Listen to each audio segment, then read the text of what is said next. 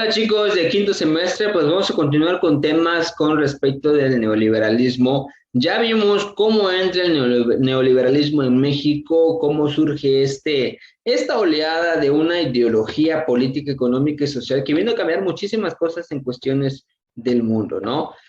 Esto del día de hoy vamos a ver movimientos sociales que ocurren durante el proceso del neoliberalismo en México. Estamos hablando desde la entrada del Tratado de Libre Comercio que se firma con Salinas de Gortari, en el cual abre las puertas para que México sea perteneciente a este movimiento, ¿no?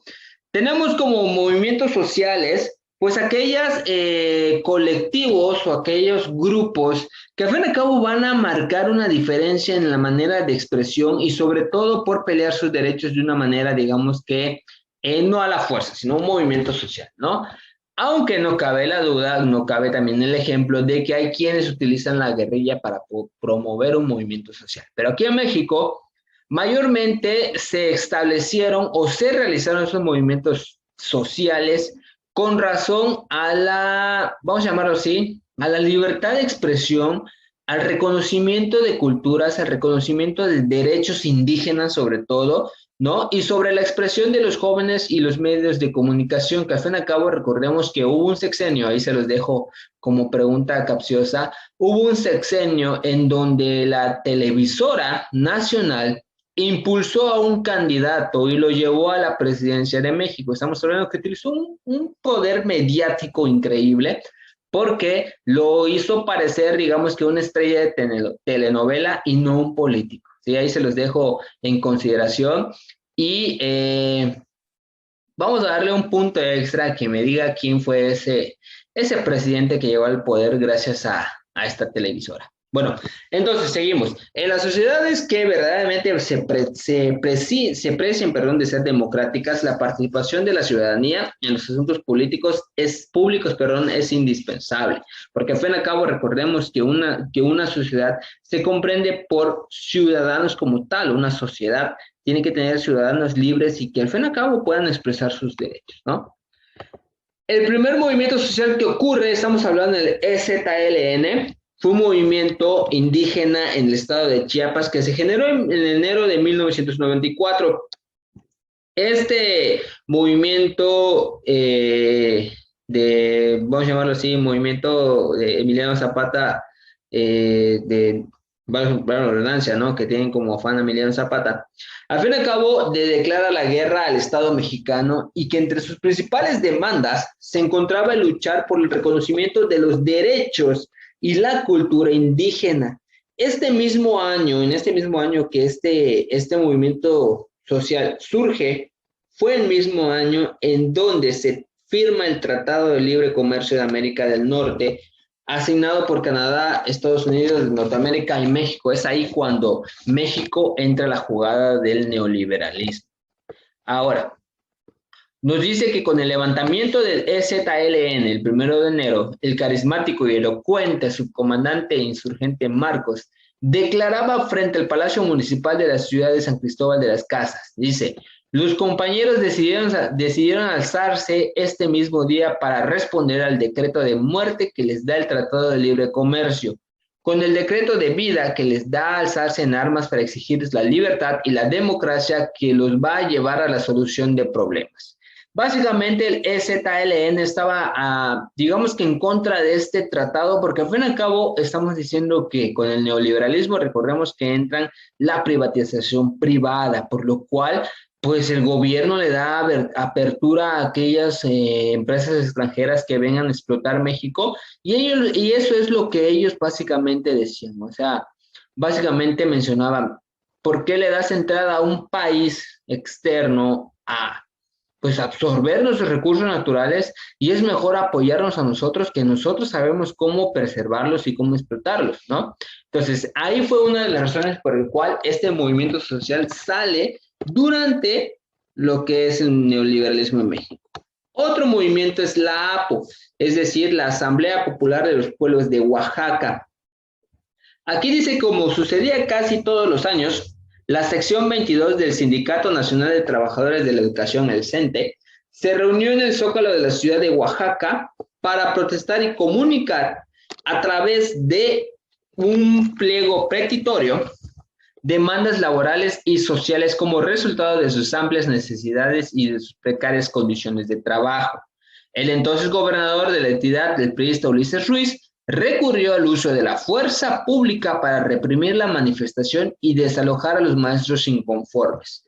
¿Sí? Aquí, pues obviamente nos menciona algo que un sector, en este caso el sector de educación, pues básicamente pedía mejores salarios, mejores condiciones de trabajo, que al fin y al cabo en estados como en el caso de Oaxaca, Chiapas, en el caso de hasta cierto punto algunas zonas de Veracruz, algunas zonas de serranía, pueblos alejados, esas condiciones de trabajo no son óptimas, porque al fin y al cabo el gobierno prefiere apostarle más a la educación central dentro de una zona urbana que hasta cierto punto impulsar a una zona rural. Entonces, aquí también surge este movimiento de la APO y también nos menciona que el conflicto llegó a tal punto que los movilizados exigían la destitución del gobernador Ulises Ruiz. De este modo, lo que había iniciado simplemente como un conflicto laboral se convirtió en un político y posteriormente uno social. A partir de entonces y hasta finales de noviembre del 2006, la APO controló prácticamente la ciudad de Oaxaca. De facto, las autoridades de todos los niveles, municipal, estatal y federal, así como los representantes de los poderes legislativo y judicial, dejaron de ejercer sus funciones.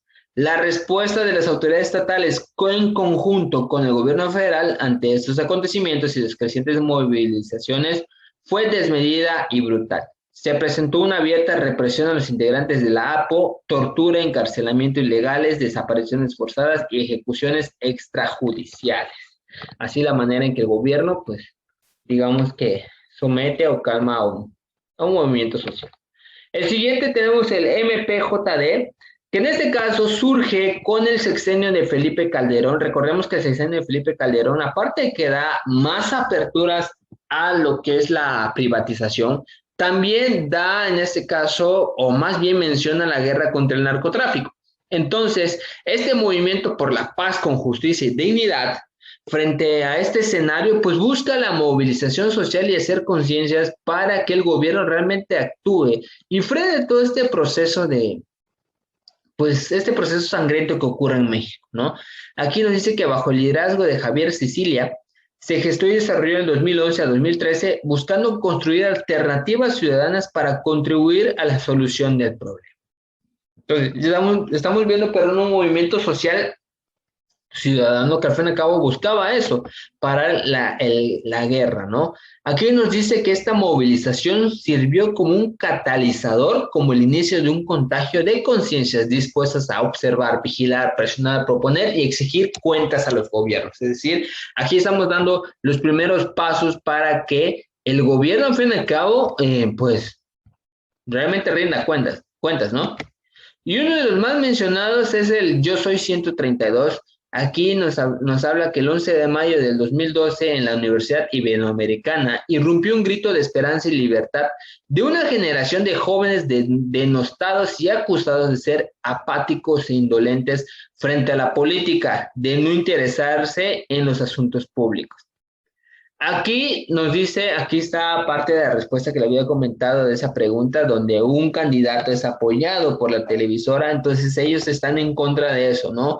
Aquí el comunicado fue de sufrimientos, miedos, sueños y esperanzas de sus integrantes, convirtiéndose poco a poco en un actor con cierto poder y con la capacidad de influir en el desarrollo de los comicios, es decir, que aquí este movimiento de Yo Soy 132 sirvió muchísimo porque al fin y al cabo los estudiantes entrarían en juego en la situación política en México, es decir, de exigir realmente unos comicios, pues vamos a llamarlo así, derechos, ¿no? Unos comicios que al fin y al cabo no haya corrupción y sobre todo que los medios de comunicación no entren a jugar un papel muy importante por conveniencia, ¿sale? Entonces, aquí este proceso, los jóvenes demostraron no solamente que tenían el acceso a las nuevas tecnologías, sino que contaban con la capacidad e imaginación de utilizarlas para movilizarse social y políticamente de forma novedosa. ¿Vale?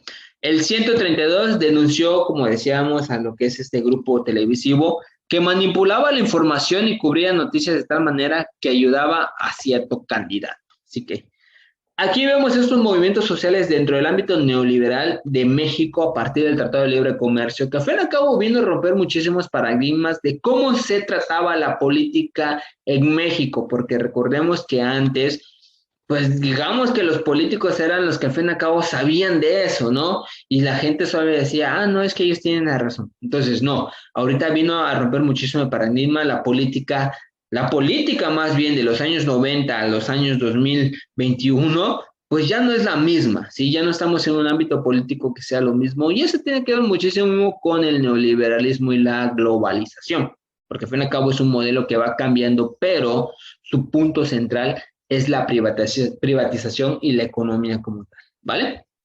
Esto lo vamos a seguir viendo más en clase, así que les pido por favor que investiguen un poquito más sobre estos aspectos y que, pues al fin y al cabo, hagan sus anotaciones porque nos va a ayudar en la siguiente sesión. ¿Sale? Muy bien, si tienen alguna duda, repito, solamente es investigar, investiguen ahí, lean un poco más sobre estos movimientos sociales para que tengan un poco más de idea cómo ha cambiado la política y cómo los jóvenes tienen la intervención directa de manera directa en la vida política en el México actual. ¿Sale? Muy bien, entonces nos vemos en la siguiente sesión, chavos. Que tengan un excelente día. Bye.